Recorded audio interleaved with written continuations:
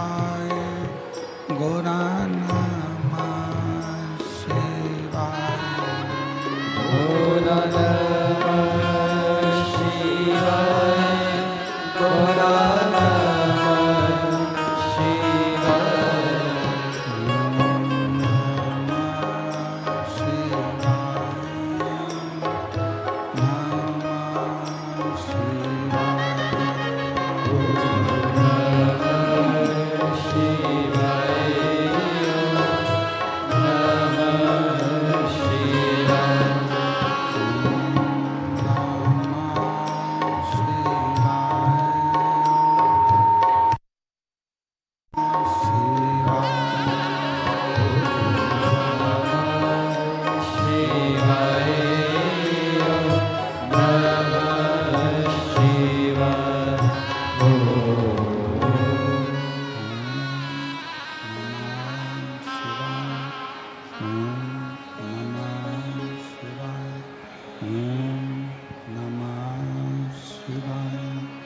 विश्वनाथ भगवान की जय, महाकालेश्वर भगवान की जय, ओंकारेश्वर भगवान की जय, कुबेरेश्वर महादेव की जय। हर हर महादेव, हर हर महादेव, हर हर महादेव। काशी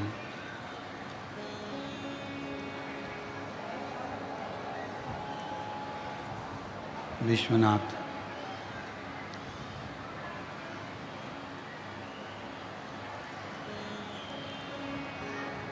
ओगरदानी तरकालदर्शी कैलाशी अविनाशी भगवान शिव जिनकी पुनीत पावन पवित्र शिव महापुराण की कथा बाबा देवादिदेव महादेव की कृपा से, करुणा से, उनकी उदारता से श्रवण करने का सौभाग्य प्राप्त हुआ है। भगवान शिव की ये परम कृपा जो ये पवित्र पावन शिव महापुराण की कथा बेजापुर महाराष्ट्र के इस पवित्र भूमि पर हो रही है। कथा के मुख्य यजमान श्री जीवनलाल रविंद्र कुमार जी संचेती, श्री विशाल जी संचेती, संचेती परिवार बेजापुर महाराष्ट्र। एक बार जोरदार ताली बजाकर यजमान परिवार के लिए साधु का। भगवान शिव की कृपा से कथा मंडप में विराजमान सभी संत, साधु, गुरुजन एवं अतिथि महोदय सभी को साधुवाद, जो इस पवित्र पावन शिव महापुराण की कथा का लाभ लेने के लिए यहाँ विराजे। और तेरी कृपा बिना ना हिले एक भी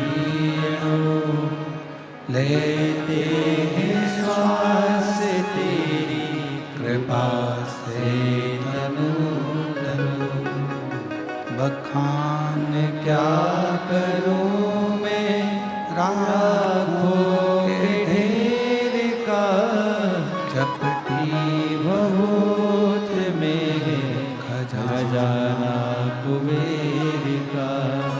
हे गंगाधर मुक्ति द्वार ओमकार तू, भोले ओमकार तू, आयो शरण तिहारी शंभु तार तार तू। भगवान देवादिदेव महादेव भगवान शिव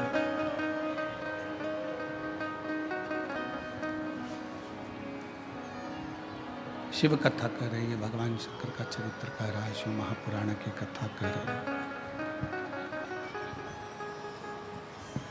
कल भी कथा में कहा था, एक तो मानव का देह मिल जाए, मनुष्य का शरीर मिल जाए, और मानव देह मिलने पर यदि भगवान शंकर की अविरल भक्ति मिल जाए, शिव कथा मिल जाए, शिव का स्मरण मिल जाए, तो ये मानकर चलें कि हमारा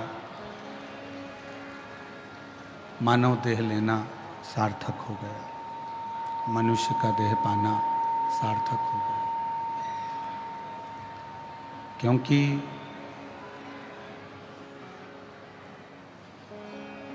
84 लाख योनियों में 83,99,999 योनियां काटने के बाद ये 84 लाखवें नंबर की योनि मानव की मिलती है।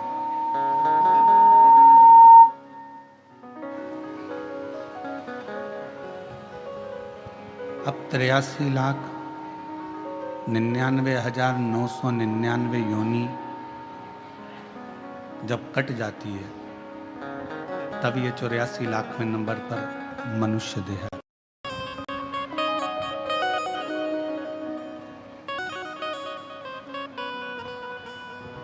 बीस लाख से तो ज्यादा योनियां वृक्ष, पौधे, पत्ती, दुर्वा, घास इसकी हो जाती है।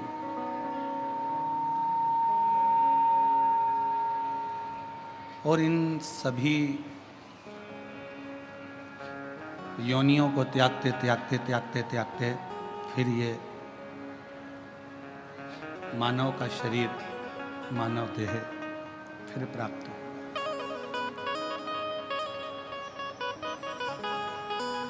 21,600 श्वास प्रतिदिन इस मनुष्य के शरीर से निकलती है प्रतिदिन। अब उस 21,600 श्वास में से कितनी श्वास आप परमात्मा को दे रहे हैं, कितनी श्वास आप अपने घर के लिए, परिवार के लिए, कुटुंब के लिए, कार्य के लिए रख रहे हैं। कथा के दूसरे दिन में कहा था कि 21,600 श्वास में से यदि मात्र 600 श्वास भी आपने भगवान देवाधिदेव महादेव को या अपने इष्ट को, अपने आराधना के केंद्र परमात्मा को, अपने ईश्वर को अगर दी है, तो 21,000 श्वासें अपने आप पवित्र होती चली जाती है अपने।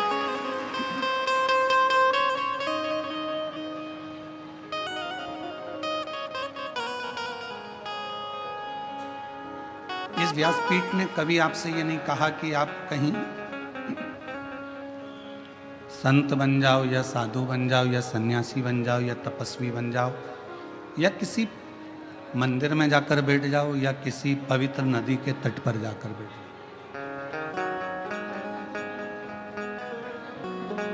क्योंकि मेरे भगवान शंकर सारे आश्रमों में श्रेष्ठ आश्रम गृहस्थ आश्रम को मानते हैं।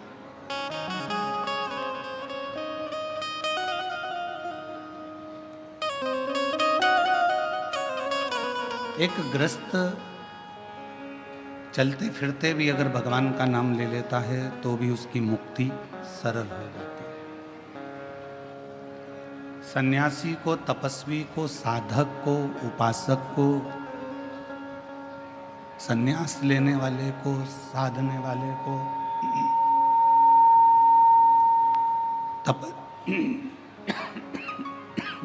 तपस्वी को, तप करने वाले को, साधना करने वाले को, उपासना करने वाले को, साधना करने वाले को, तपस्या करने वाले को तो बहुत तप करना पड़ता है। पर एक जो गृहस्थी है, गृहस्थ में रहने वाला जो व्यक्ति है, वो चलते फिरते भगवत नाम का स्मरण करे और पार उतरते चले जाता है।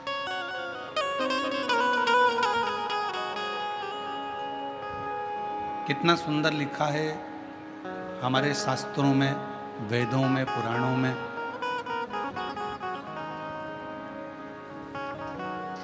कि तीर्थ में जाकर बैठ गए तो मंत्र जाप ज्यादा करना पड़ेगा, संन्यास ले लिया तो भी भगवान के साधना तप ज्यादा करना पड़ेगा। पर यदि ग्रस्त में रह रहे हो,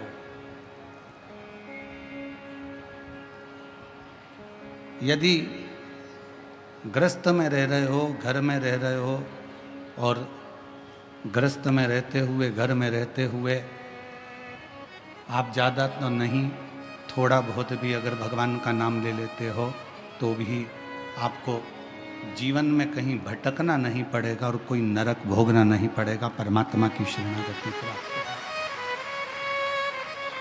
और शंभु शरणे पड़े मांगो घड़ी रे दुख काटो दया करी दर्शन आपो। शंभु शरण पड़े मांगो घड़ी रे दुख काटो दया करी दर्शन आपो। एक थोड़ा सा भजन, थोड़ा सा स्मरण, थोड़ा सा मंत्र जाप भी मनो शरीर के लिए बहुत है।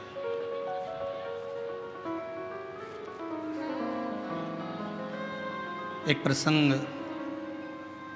शिव महापुराण में आता है कि एक बार देव ऋषि नारद को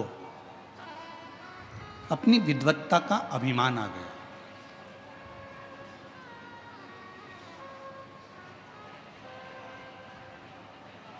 और जब देव ऋषि नारद को अपनी विद्वत्ता का अहंकार आया, देव ऋषि नारद ने भगवान नारायण से जाकर कहा कि जितना मैं भगवान का भजन करता हूं, इतना संसार में रहने वाला कोई व्यक्ति आपका भजन नहीं करता।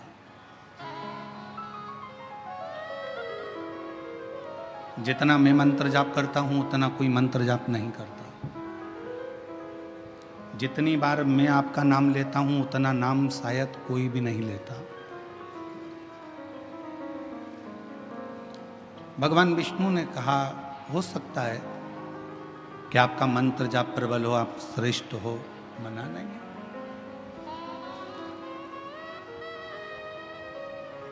मैं श्रेष्ठ हूं, ये आपकी विद्वत्ता है, पर केवल पूरी दुनिया में मैं ही श्रेष्ठ हूं, ये आपका अहंकार। मैं श्रेष्ठ हूं, ये आपकी विद्वत्ता है।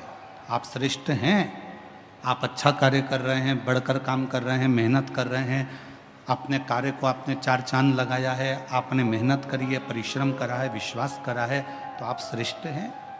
मैं श्रेष्ठ हूं, ये शब्द आपकी विद्वत्ता है, पर केवल मैं ही श्रेष्ठ हूं पूरी दुनिया में, ये आपका अहंकार है।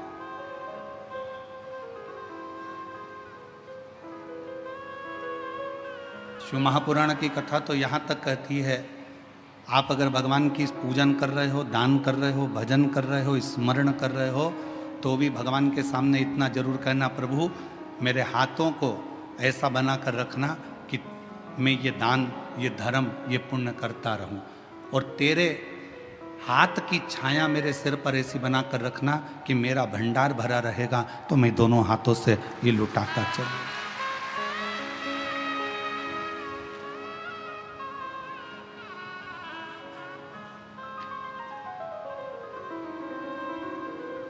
और यदि मुझ में अगर तुमने ये दे दिया, मुझ में अगर ये कह दिया कि नहीं ये मेरा है और मैं लुटा रहा हूँ या मैं कर रहा हूँ या मैं देने वाला हूँ या मैं लेने वाला हूँ, तो ये ठीक नहीं, ये श्रेष्ठ नहीं, ये अहंकार की निशानी। देवऋषि नारद ने कहा कि मेरे बराबर कोई भजन नहीं कर सकता, मेरे बराबर कोई तप नहीं कर सकता, मेरे बराबर कोई साधना नहीं कर सकता। ठीक है, भगवान विष्णु ने एक खीर का कटोरा बुलवाया, नारद जी के हाथ में दिया, नारद ये खीर का कटोरा शिव जी को देकर आओ।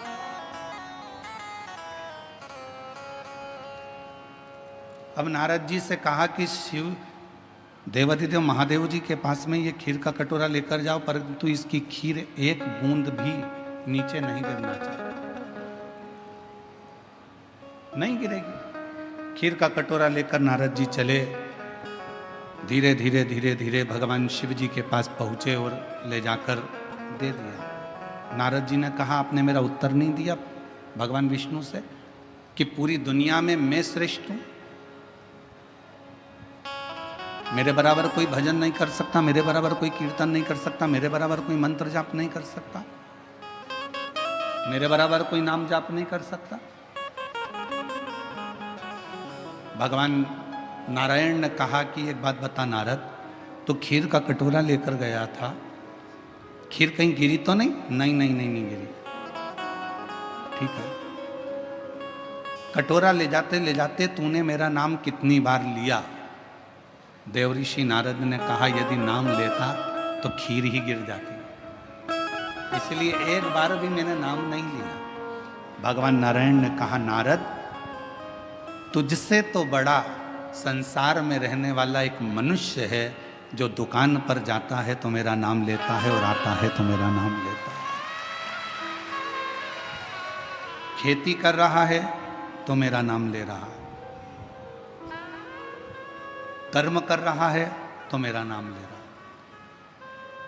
तो कहा उसने कोई सन्यास नहीं लिया, उसने कोई तपस्या नहीं करी, उसने कोई साधना नहीं करी, उसने अपना घर नहीं छोड़ा, अपनी प्रॉपर्टी नहीं छोड़ी, अपना परिवार नहीं छोड़ा। भगवान नारायण ने कहा नारद पूरी लिस्ट उठाकर देखना, जिन्होंने घर छोड़ा उनको परमात्मा बहुत मुश्किल से मिला।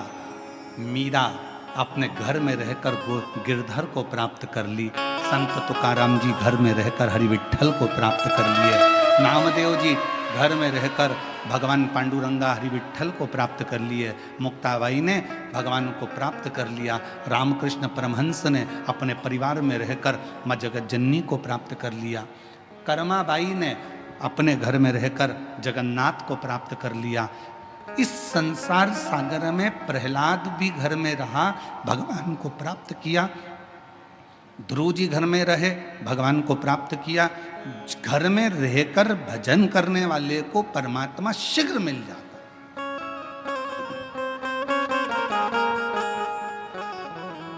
अब तुम्हें भटकना नहीं,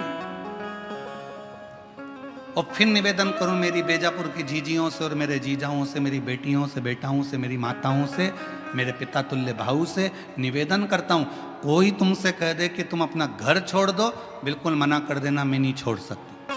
कोई को तुमसे कह दे तीर्थ में जाकर बैठ जाओ, हाथ जोड़कर कहना मेरे बस की बात नहीं है, मैं तो घर में रहकर भगवान को एक लोटा जल चढ़ा लूंगी और मेरा बाबा मेरे पर कृपा कर देगा, बस इससे ज्यादा कुछ नहीं। घर में अगर बुजुर्ग माता पिता हैं, आप उनकी सेवा करो, मेरा शिव कृपा करेगा। महाराष्ट्र की भूमि पर भगवान पांडुरंगा हरि विठ्ठल का स्वरूप ये बताता है कि पौंडलिक ने अपने माँ बाप की सेवा करी और भगवान हरि विठ्ठल ने आकर दर्शन दिए। आप अपने माता पिता की सेवा करो, परमात्मा आपके सामने होंगे। भूखे को भोजन, प्यासे को पानी, जय बाबा बर्फानी। आप सेवा करिए, कोई भूखा है भोजन कराओ, प्यासा है पानी पिलाओ, किसी को औषधि की जरूरत है आप उसका चिकित्सा कराओ, किसी को एजुकेशन की जरूरत है आप उसको एजुकेशन कराओ, उसका फल मिले।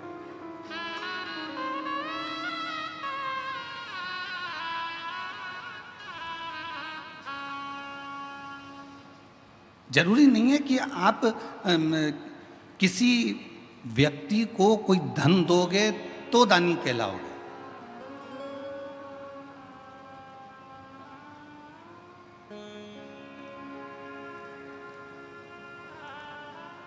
किसी व्यक्ति को कोई धन प्रदान करोगे तो दानी कहलाओगे, वो जरूरी नहीं है।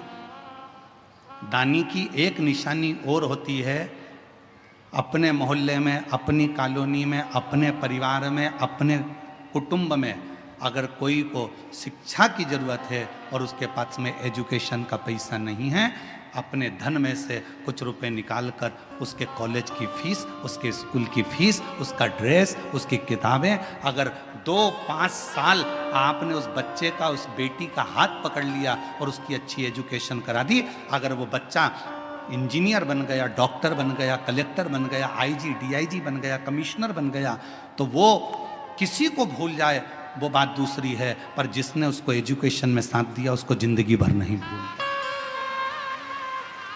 वो नहीं भूल पाता।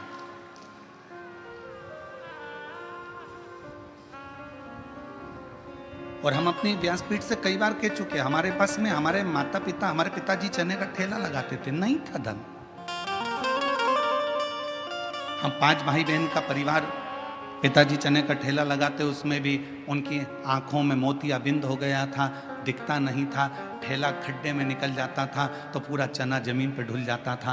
हमारी माँ दौड़ कर जाती थी, चने का पूरा ठेला बीनती, वापिस रखती, घर पर लाकर उसको फिर छांटती, फिर ठेले पर रखती, फिर वो बिकने के लिए जाती। एजुकेशन करने के लिए पैसा नहीं था, पर हमारे एक अग्रवाल परिवार में एक हमारे मित्र थे, रितेश अग्रवाल शामू, उसके कपड़े पहनकर हम स्कूल चले जाते थे। उनकी किताबों से हमने अध्ययन किया, तब जाकर कॉलेज तक पहुंचे। और सब कुछ भूल जाएं, पर जिसने हमारी एजुकेशन के समय पर साथ दिया, नहीं था पढ़ने के लिए किताबें, नहीं था खाने के लिए अन्न, पर जो साथ उस समय पर दिया वो आज तक याद आती है कि उन्होंने हमको पढ़ाई तो करवाई, विद्या अध्ययन तो करवाया, एक एजुकेशन। और हम फिर कहेंगे, आप अपनी बेटी को दहेज देते हो, कितना देते हो, हमें उससे मतलब नहीं है।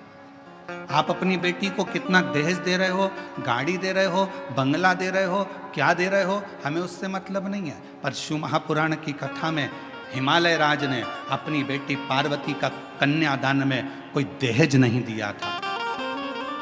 शिव जी के विवाह के समय पर कन्यादान में क्या हिमालय राज्य के पास में गाड़ी नहीं थी, बंगला नहीं था, घोड़े नहीं थे, हाथी नहीं थे, अंबर नहीं थे, पीतांबर नहीं थे, सोना चांदी नहीं था, हीरे रतन नहीं थे, सब कुछ था। हिमालय राज ने अपनी बेटी के कन्यादान में अगर कुछ दिया था तो अपनी बेटी को अच्छी शिक्षा देकर भेजा था, और शिक्षा से बड़ा कोई कन्यादान नहीं हो सकता। एजुकेशन से बड़ा कोई दान नहीं दुनिया में, शिक्षा से बड़ा कोई दान नहीं है। आप अपनी बेटी को भले कुछ दो चाहे मत दो, पर उसकी अच्छी शिक्षा कराइए। बेटी को पढ़ना है, पढ़ाई करवाइए। मम्मी मुझे 12th करना है, मुझे इस सब्जेक्ट से करना है, कर बेटा। मम्मी मुझे कॉलेज करना है, कर बेटा। पर इतना मेरी बेटियों से भी निवेदन है, खूब तुम्हारे माँ बाप तुम्हें अच्छी एजुकेशन कराएंगे, तुम्हारे माता पिता तुम्हें पढ़ाएंगे, बस बेटियों से इतना सा निवेदन है, एजुकेशन करते करते तुम अपनी बुद्धि को मत फेर लेना, अपने कन्यादान का मौका अपने माँ बाप को जरूर देना, इतना याद रखना। एजुकेशन कराएं माता पिता अपनी बेटी को, क्योंकि कन्यादान से बड़ा दान है विद्या का दान, शिक्षा का दान।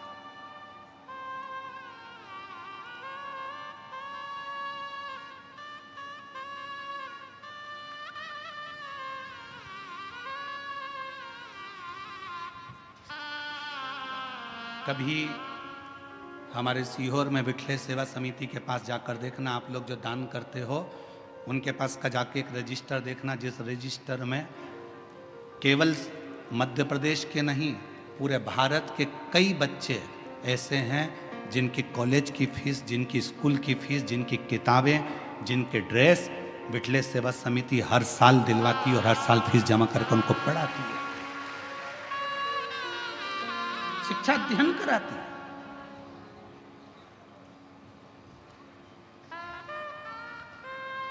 विद्या मत दो किसी को कुछ, आपका धन अपने पास में रखो, मना नहीं, पर उस धन का सदुपयोग करो। ये शरीर मिला, बहुत अच्छा दिया परमात्मा ने, बड़े सुंदर आप लोग हुए हैं। भगवान ने 2 हाथ भी दिए, 2 पाँव भी दिए, नेत्र भी दिए, श्रवण शक्ति भी दी, जिह्वा भी दी, अपनी 1-1 इंद्रियां, 5 कर्मेंद्री, 5 ज्ञान इंद्रिय और 1 मन, 11 इंद्रियां भी परमात्मा ने दिया। ये पूरी इंद्रियां, ये पूरा शरीर जो परमात्मा ने दिया है, इसको सदुपयोग में लगा। व्हाट्सएप चलाते चलाते, फेसबुक चलाते चलाते किसी की निंदा भी लिखी आ जाए तो उस पर कोई कमेंट्स नहीं, नो कमेंट्स, कोई कमेंट्स नहीं। हमने विद्या अध्ययन करी है, हमें भगवान की विद्या, हमने शिक्षा ग्रहण करी है। हमारी शिक्षा में ये नहीं सिखाया जाता कि कोई फेसबुक पर किसी की बुराई करे और तुम उसमें कमेंट्स करो, ये हमारी शिक्षा नहीं बताती। हमारी शिक्षा तो ये बताती है कि जहाँ कोई अच्छा व्यक्ति चल रहा हो उसके पथ के पीछे चलो तो अपन भी मंजिल तक पहुँच जाते हैं। ये हमारी शिक्षा कहती है, ये हमारी विद्या कहती है।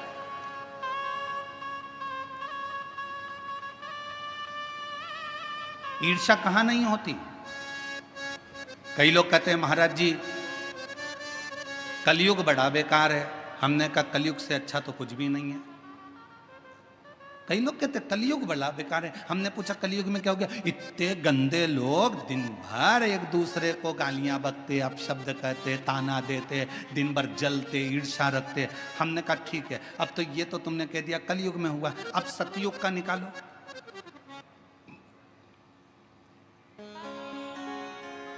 त्र्यंबकेश्वर बाबा की कथा निकाल लो, ज्यादा दूर मत जाओ, यही महाराष्ट्र की त्र्यंबकेश्वर बाबा की कथा निकालो। गौतम ऋषि अपने आश्रम में रहते थे, कुछ ऋषि आ गए, उन ऋषियों को रख लिया, उन ब्राह्मण संतों को रख लिया और वो संत वहां रहने लगे। रहते रहते गौतम ऋषि के जब पूरे नगर में देखा कि इसका तो इतना वर्चस्व है, लोग इसे इतना मानते हैं, लोग इसे इतना पूछते हैं, तो अंदर से ईर्ष्या जाग गई उनको और उन्होंने अपनी विद्या से एक गाय को उत्पन्न कर लिया। इतनी किंकांग गाय, उसकी हड्डियां दिख रही थी एकदम दुबली पतली, और गाय से कहा कि तू हम निकल कर जाएं, उसके बाद में गौतम ऋषि के आश्रम में तू मर जाना, तेरे प्राण छूट जाए गौतम ऋषि के आश्रम में। जैसे ही वो संत निकल कर गए गौतम ऋषि के आश्रम में वो गाय मर गई।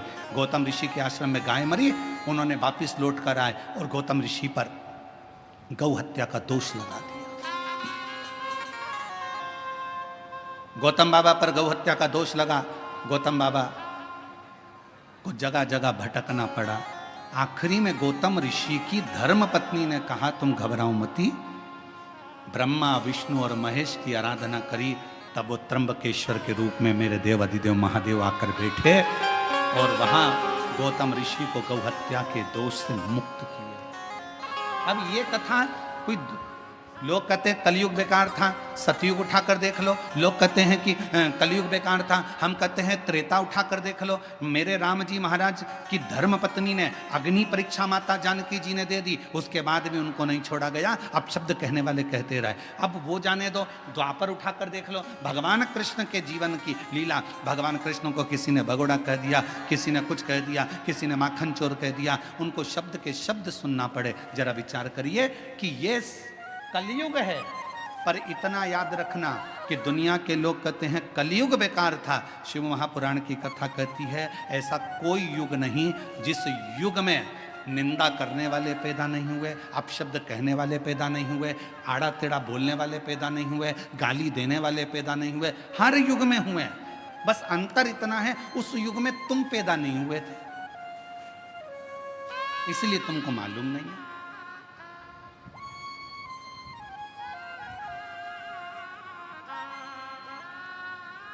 और बची कुची हो तो एक कथा और स्मरण कर लो। भगवान शंकर की नृत्य करती हुई नटराज की मूर्ति किस किस ने देखी है?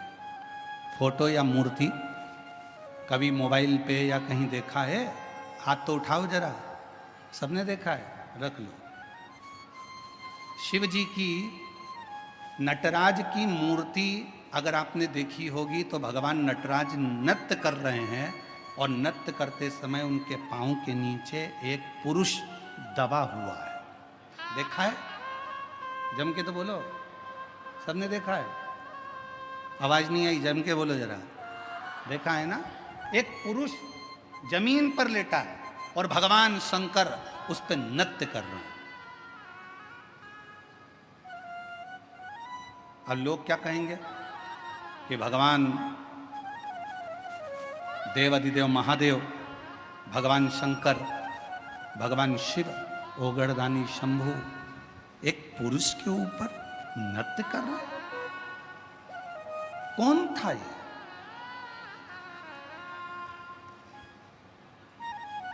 शिव महापुराण की कथा ने कहा, कुछ ऋषियों में भगवान विष्णु और भगवान शिव में कौन बड़ा है उसके लिए विवाद छिड़ गया। और विवाद छिड़ा तो इतना छिड़ा कि वो आपस में लड़ पड़े, खूब लड़े।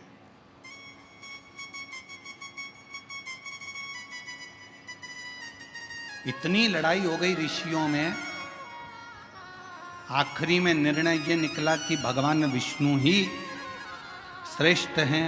उनकी बुद्धि में ये बैठ गया और उन्होंने शंकर जी को निंदा करना प्रारंभ कर दिया। अब वो शिव जी को व्यर्थ समझने लगे। अब जब भगवान शंकर को व्यर्थ समझने लगे तो ऋषियों के मन में आया कि कुछ भी हो, अगर ये शंकर भगवान को व्यर्थ समझ रहे हैं, उनकी निंदा कर रहे हैं, उनके लिए अपशब्द बोल रहे हैं, तो ऋषियों ने एक पुरुष को प्रकट करा। उस पुरुष का नाम था अपस्मार। जो शिवजी के नटराज की मूर्ति के नीचे जो पुरुष सोया रहता है उसका नाम है अपस्मार। क्या नाम है? जम के बोलो, अपस्मार। फिर से बोलो, अपस्मार। एक पुरुष उत्पन्न किया और पुरुष उत्पन्न कर कर उस पुरुष को आज्ञा दी, जाओ जाकर देवाधिदेव महादेव को समाप्त कर दो। अब उन ऋषियों को समझाए कौन? जिसके अधीन स्वयं काल हो, जो स्वयं कालो का भी काल महाकाल हो, उसे कौन समाप्त करेगा? कौन मारेगा? कहा, ए अपस्मार पुरुष, तुम्हें जाकर भगवान देवाधिदेव महादेव का संहार करना है, उनको समाप्त करना है। अपस्मार पुरुष ऋषियों की वाणी को सुनकर, क्योंकि ऋषियों ने उसको प्रकट करा था, उनकी वाणी सुनकर चल दिया देवाधिदेव महादेव को मारने के लिए। जो धाम पर पहुंचा तो शंकर और पार्वती मैया बैठे हुए थे। अपस्मार मुनि उस पुरुष ने, अपस्मार पुरुष ने जैसे ही शिव और पार्वती जी का दर्शन किया, दर्शन करते से ही उसकी आंख में से आंसू बहने लगे, नेत्रों से नीर बहे।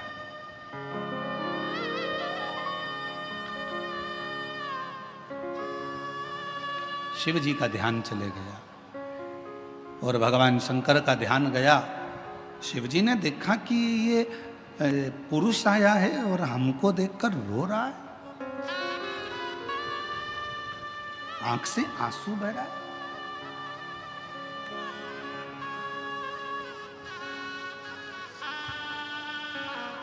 शिव जी ने ध्यान लगाकर देखा कि ये है कौन। शंकर भगवान ने जो ध्यान लगाया तो पार्वती से कहा, पार्वती, भगवान विष्णु और मुझ में भेद करा ऋषियों ने, और भगवान नारायण को श्रेष्ठ मानकर मेरे लिए अपशब्द कहकर मुझे मारने के लिए इस अपस्मार पुरुष को भेजा गया। इस पुरुष को मेरे पास भेजा गया, मार दो। पार्वती जी कहती हैं, पर ये रो क्यों रहा? शिव जी ने कहा, पार्वती, तेरा और मेरा दर्शन किया तो इसके मन में श्रद्धा उत्पन्न हो गई, रो रहा कि मुझे मारने के लिए भेजा है, अब मैं मारूं तो कैसे? मुझे मार मैं मारूं तो कैसे मारूं? विचार किया। फिर शिवजी ने ध्यान लगाया कि शरण में आया है, मुझे देखकर अंदर श्रद्धा उत्पन्न हुई है, भले इसको मेरे को मारने के लिए भेजा, पर मेरा फर्ज है इसका कल्याण करना। शिवजी ने नृत्य करना प्रारंभ कर दिया और शंकर भगवान ने जो नाचना प्रारंभ करा, वो अपस्मार पुरुष ने देखा कि मैं क्या करूं। अगर जब हम भगवान का दर्शन कर लेते हैं, स्मरण कर लेते हैं, तो हमारी चित्त वृत्ति में बैठ जाता है कि मैं भगवान के चरण पकड़ लूं। नृत्य करते समय जैसे ही भगवान ने अपना एक पांव ऊपर करा, उसी समय पर अपस्मार पुरुष ने शिवजी का चरण पकड़ना चाहा। शिवजी का चरण छुआ, जमीन पर सो गया। भगवान शंकर उसी पर नृत्य करते रहे और उसके अंत में प्राण छूट गए। क्यों? क्योंकि शिव पुराण की कथा कहती है उस अपस्मार पुरुष ने भगवान के चरणों को पाना था और शिव के चरणों में ही प्राण त्यागना थे। ये विचार, ये विचार। और हम तो बाबा के भरोसे चलते हैं, हम तो बाबा के भरोसे चलते हैं। ये दुनिया वाले जलते हैं, ये दुनिया वाले जलते हैं, हम तो बाबा के भरोसे चलते हैं, डमरू वाले के भरोसे चलते हैं, ओ घड़दानी के भरोसे चलते हैं, काशी वाले के भरोसे चलते हैं। उस अपस्मार पुरुष जमीन पर सो गया और भगवान शिव के चरण के प्रहार से आखिरी में उसके प्राण छूटे।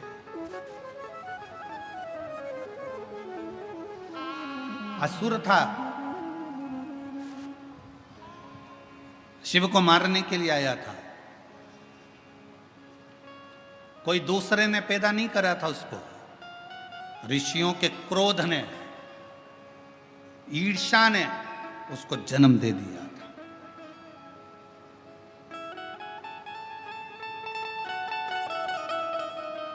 और ये क्रोध, ये ईर्ष्या, ये तर्क वितर्क, ये सब हमारी शिव पुराण की कथा कहती है, इससे थोड़ा दूर हटते चले जाओ। दूर। कितना संत तुकाराम जी को तो कितना कितना सुनना पड़ा था, संत नामदेव जी को कितना सुनना पड़ा था, मीराबाई को कितना सुनना पड़ा था, कर्माबाई को कितना सुनना पड़ा था, मुक्ताई को कितना सुनना पड़ा था, संत ज्ञानेश्वर बाबा को कितना सुनना पड़ा था। ये कहेंगे, तर्क देने वाले कुछ भी तर्क देंगे, पर किसी से कोई बहस नहीं करना चाहिए। हम शिव पुराण तो यहां तक कहती है, अगर कोई तुमसे कहे, अगर मान लो कोई तुमसे कहे कि हाथी हवा में उड़ता है, तो तुम कह दो हां बिल्कुल सही बात है। बहस मत करो कि हाथी हवा में उड़ ही नहीं सकता। घोर कलयुग चल रहा है, कलयुग में अगर कोई तुमसे कहे कि हाथी हवा में उड़ता है, तो तुम कहो बिल्कुल सही बोल रहे हो।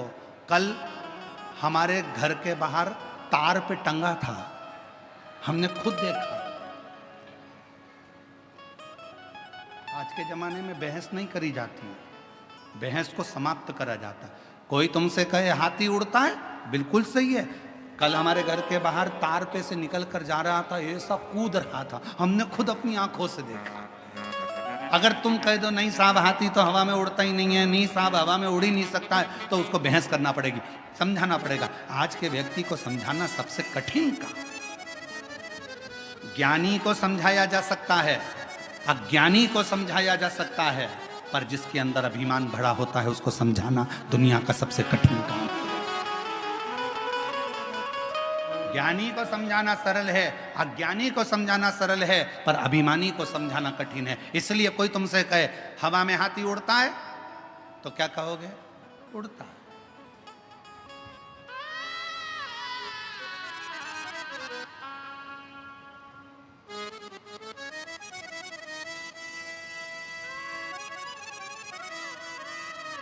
अब किससे वो हमारे वो आशीष की लड़की है अविका, तो वो एक बार हम उसके पास में बैठे तो ऐसे वो गेम खेल रहे थे, हवाई जहाज उड़, कागज उड़, कपड़ा उड़,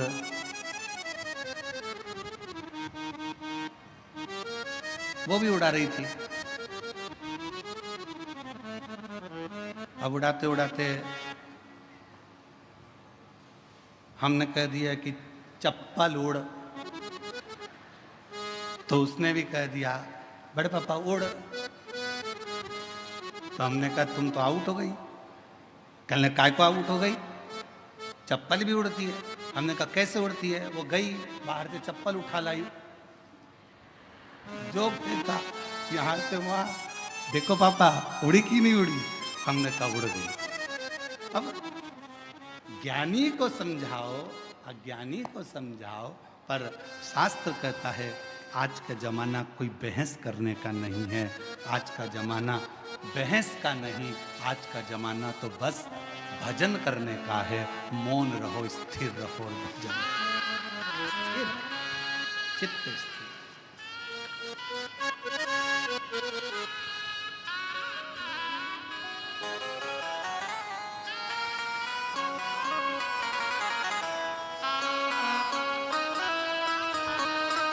और जितना स्थिर रहकर भगवान की भक्ति में डूबोगे उतना सुख प्राप्त होगा, उतना सुख। जिस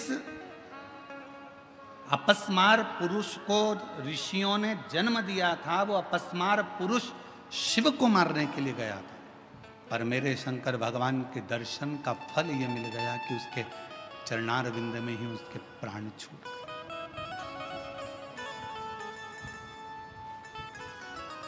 एक दर्शन का सुख है। लोग कहते हैं शिव जी की कथा सुनने से क्या मिल सकता है, भगवान के भजन से क्या मिल सकता है, भगवान के भक्ति से क्या मिल सकता है, शिव स्मरण से क्या मिल सकता है, शिव महापुराण की कथा पंडाल में बैठकर सुनने से क्या मिल। ये पत्र कितने आते हैं? ये देखो एक पत्र बड़ा अच्छा है, देखिए।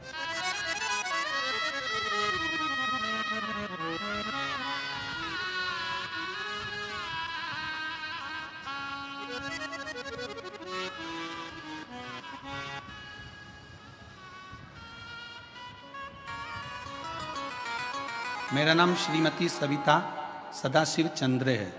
मैं बेजापुर के पालखेड़ गांव की निवासी हूँ।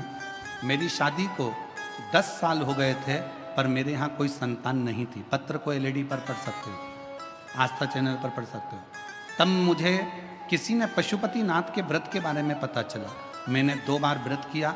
श्रावण मास में हर रोज बाबा की कावड़ चढ़ाती, बाबा से विनती करती, और बाबा की कृपा से 10 साल के बाद मेरे घर में 2 संतान ने जन्म लिया। मैं बाबा को यहाँ प्रणाम करने के लिए आई। दोनों संतान के फोटो लगाए गए हैं, आप एलईडी पर देख सकते हैं। अगला पत्र देखिए। मैं सविता अप्पा साहेब दारुंटे, गांव हनुमंत गांव, तहसील बेजापुर, जिला छत्रपति संभाजी नगर। मेरा मोबाइल नंबर ये है। मेरी शादी को 19 साल हो गए थे, फिर भी 19 साल में कोई संतान नहीं थी। अस्पताल में डॉक्टरों की सलाह ली, पर मुझे समाधान नहीं मिला। फिर डॉक्टरों ने 2017 में टेस्ट बेबी भी कराया, पर उससे भी मुझे औलाद नहीं हुई। एक दिन आस्था चैनल पर मैंने मेरे परिवार के मुख से सुनी हुई शिव महापुराण की कथा बताई, तो हमने सुनना प्रारंभ करी। सफ़ेद आंकड़े की जड़ को बांधा। पिछले 3 से 4 साल में हम रोज आस्था चैनल पर कथा सुनते हैं, बाबा से विनती करते हैं, गुरुदेव। कोई 1 बार आंकड़े की जड़ का प्रयोग करता है, मैंने 2 बार आंकड़े की जड़ का प्रयोग करा। बार बार भगवान शिव के पशुपति व्रत करे और बाबा की कृपा से 19 साल के बाद 25 मई 2025 को मुझे 2 बेटों ने जन्म लिया। मैं बाबा को प्रणाम करने के लिए आई हूं। अगला पत्र देखिए।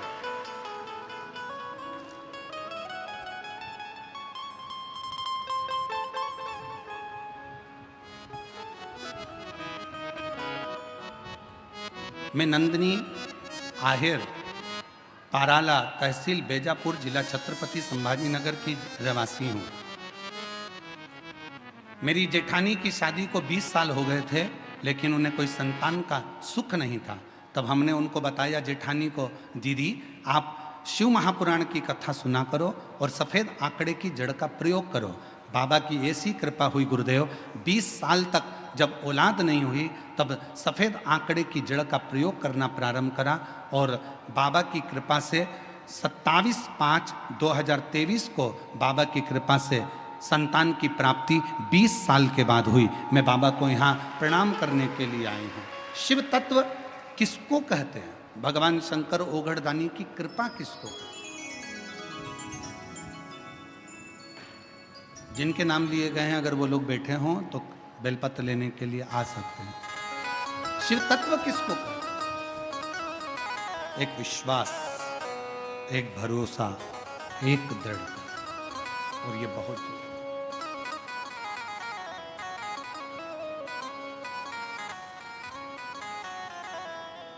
जो जैसी भावना लाया वो वैसा ही फल पाया, नहीं खाली उसे लौटाया, वो मन ही मन हर्षाया। जो जैसी भावना लाया वो वैसा ही फल पाया, नहीं खाली उसे लौटाया, वो मन ही मन हर्षाया। और कर दिया मारा माल काशी वाले ने, लुटा दिया भंडार काशी वाले ने।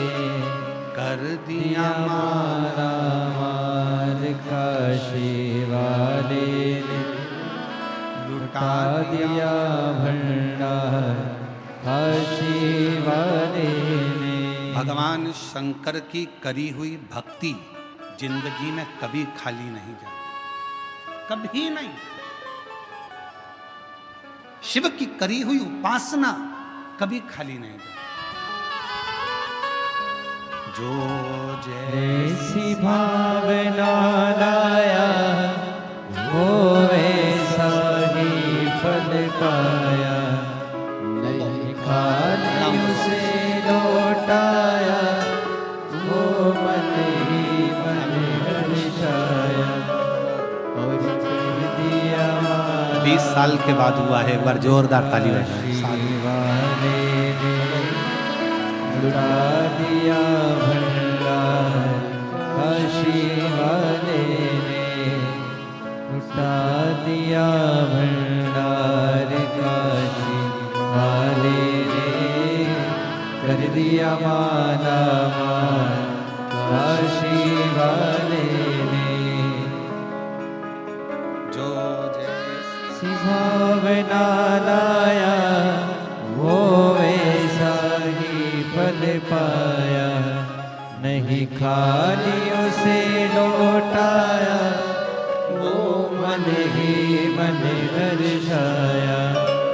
और कर दिया मारा माल काशी वाले ने, लुटा दिया भंडार काशी वाले ने। जिसने अपनी अवस्था में एक बार भी शिव की आराधना करी है। यहाँ जितने लोग शिव महापुराण की कथा में बैठे हैं, मैं भगवान देवादिदेव महादेव की इस पुराण पर पूर्ण भरोसा कर कर कह सकता हूँ कि आपके माता पिता ने, आपके घर के बुजुर्गों ने जरूर शिव जी की आराधना करी होगी और उन्हीं की कृपा से आप यहाँ शिव महापुराण की कथा में गए।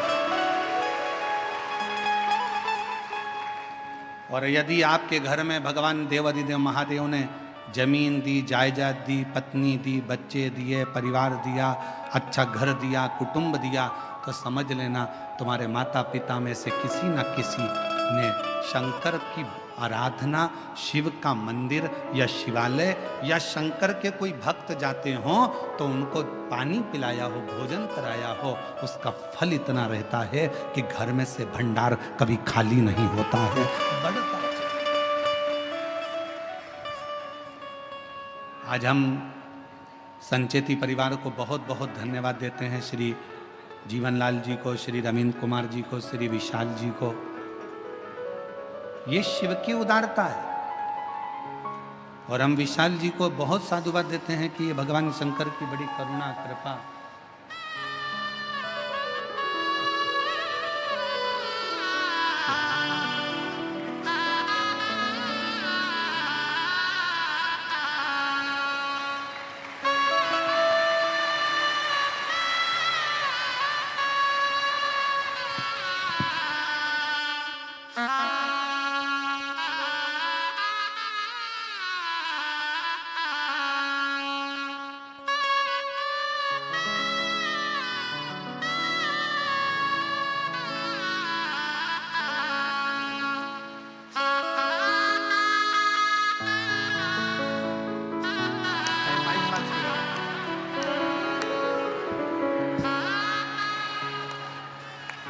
अभी मई में हुए हैं, यही 2025, और 19 साल के बाद हुए हैं दोनों। जोरदार ताली बजाकर स्वागत करें।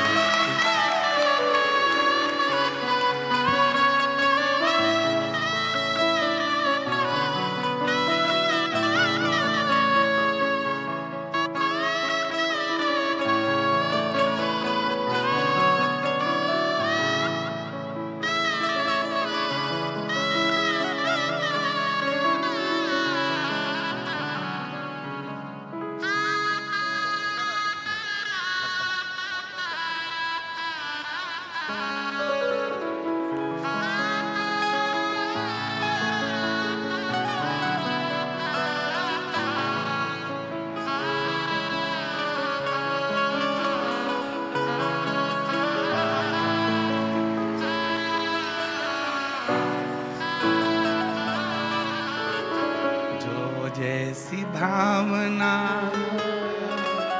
वो वैसा ही फल पाया, नहीं खाली उसे लौटाया, वो मन ही मन हर्षाया, और कर दिया माला माल काशी वाले, लुटा दिया भंडार काशी वाले ने। ये कथा करते करते तो हमको ऐसा लगता है कि भारत सरकार थोड़े दिन में हमारे पास में पत्र भेजेगी कि तुम वंश की वृद्धि कराते जा रहे हो, हम रोकने का काम कर रहे हैं, और तुम 2 बार पशुपति व्रत, 2 बार सफेद आंकड़े की जड़, तो जुड़वाई दिया जाए।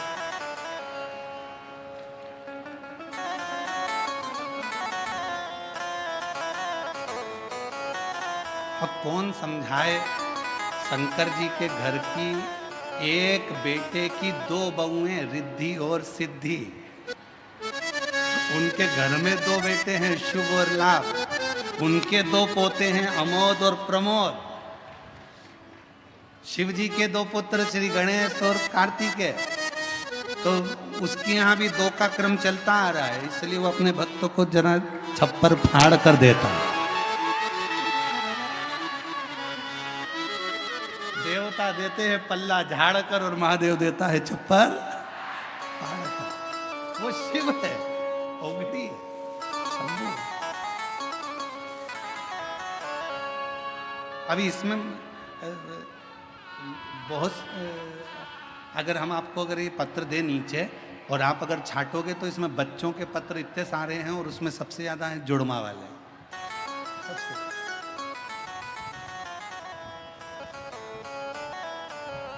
शिव शिव है।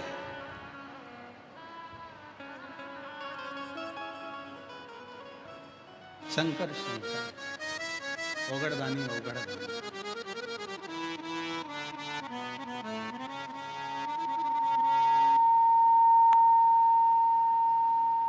तेरे दरबार की बाबा निराली शान देखी है। वो जुड़मा और आ रहे हैं, वो देखो जुड़मा और आ रहे हैं दो।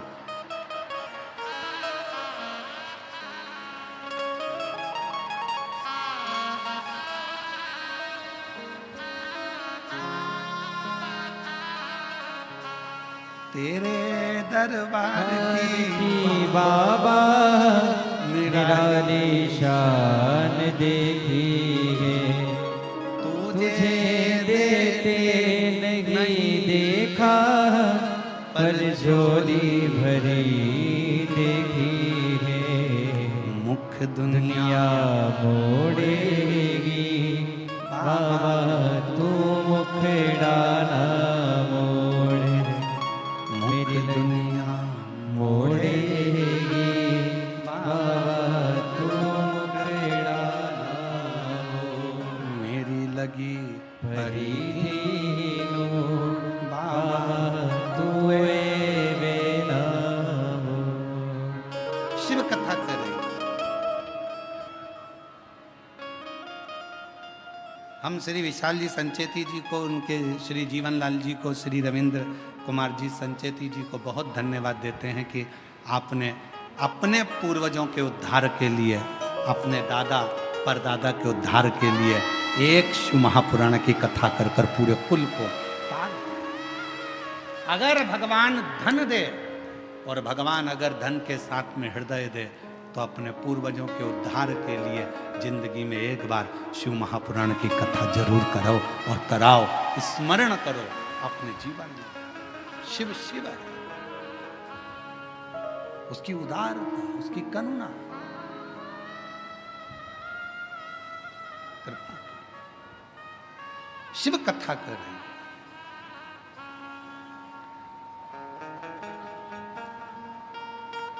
तारकासुर, जिस तारकासुर के 3 बेटे हैं, तारकाक्ष, विनुमाली, कमलाक्ष की।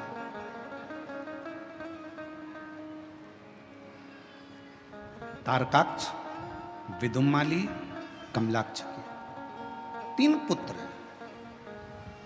और जिस समय पर तारकासुर के प्राण छूटने का समय आया, तारकासुर को मारने का समय आया, षडानंद कार्तिकेय जी महाराज का जो प्रागट्य हुआ मां गंगा की 6 धार से, कृतिकाओं ने पालन करा तो नाम कार्तिकेय जिनका पड़ा। उन षडानंद कार्तिकेय जी को तारकासुर के संहार के लिए भेजा गया।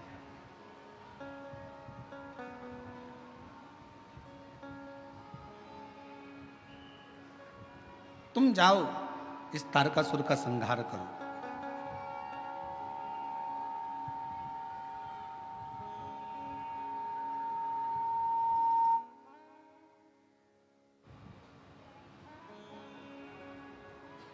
इस तारकासुर का संहार करिए।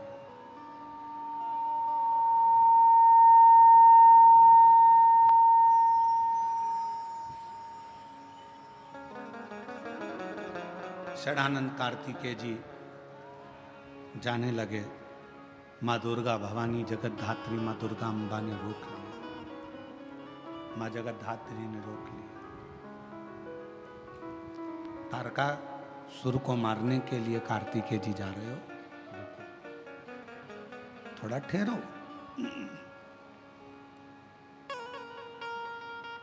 माँ अम्बा ने कहा कि तारकासुर ब्रह्मा जी से एक वर मांगा था, अगर मैं मरूं तो शिवजी के पुत्र के द्वारा मरूं। कार्तिकेय, तारकासुर तुम्हारे द्वारा मरेगा ये निश्चित है, पर बात ऐसी है कि तारकासुर ब्रह्मा जी को कष्ट दिया, सबको कष्ट दिया, पर तारकासुर ने कभी शंकर को कोई कष्ट नहीं दिया। और ये बात हम पहले भी कथा में कह सकें कि शिव जी का संसार में देवता हो, असुर हो, गंधर्व हो, साच हो, किन्नर हो, गंधर्व हो, तारकासुर जैसे कोई भी असुर हो, मेरे शंकर भगवान का दुनिया में कोई द्रोही नहीं है, शिव जी का कोई दुश्मन नहीं। शिव का कोई दुश्मन नहीं। और आपका और हमारा भी जगत में कोई दुश्मन नहीं है। ना हमारा कोई दुश्मन है, ना आपका कोई दुश्मन। दुश्मन कौन? आपका भी कोई दुश्मन नहीं है, हमारा भी कोई दुश्मन नहीं है। दुश्मन किस चीज का है? तो कहा दुश्मन अगर इकट्ठे होते हैं तो आपकी प्रतिष्ठा के दुश्मन एकत्रित होते हैं। आपका कोई दुश्मन नहीं है, पर आपकी जो प्रसिद्धि है, आपकी जो सिद्धि है, आपका जो पद है, आपका जो फैक्ट्री है, आपका जो व्यापार है, आपका जो व्यवसाय है, आपकी जो उन्नति है, बस दुश्मन उसको देखकर उत्पन्न होते हैं। बाकी का आपका और हमारा दुनिया में कोई दुश्मन नहीं। ना आपका कोई दुश्मन है, ना कोई दुश्मन है, ना आपका कोई दुश्मन है। दुनिया में कोई दुश्मन ना तुम्हारा है ना हमारा है। केवल प्रसिद्धि को देखकर, सिद्धि को देखकर, आपकी सिंहासन को, आपकी सत्ता को देखकर उसके दुश्मन।